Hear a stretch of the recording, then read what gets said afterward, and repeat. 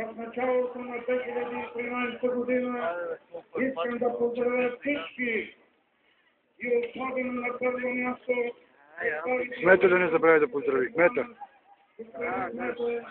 господин областно управител, господин председател на Общинския съвет и всички, които се трудят в нашия царствен град за неговото благоуправление, за добруване на населението, за път на младежта, за повече светлина в живота и удовлетворение, за много и благая лета.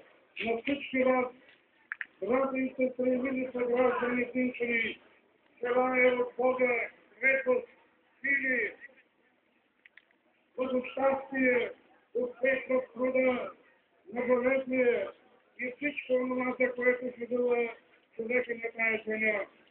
И нека Божието благословение бъде върху нашия град, върху домовете на всички и чудата ни.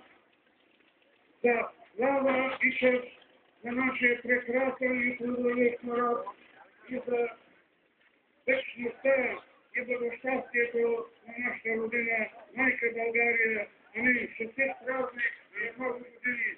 А сега при отсъщение с социални, който естествено към нас вече на помощи куди, препоръчвам му да хвърли пълно да детско средства, да видим нашите внутри, как ще го достигне.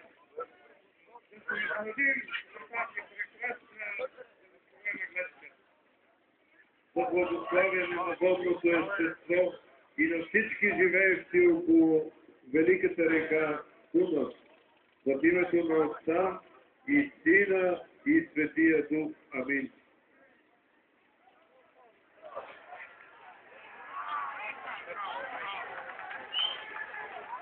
Един път да го хвърли като хората.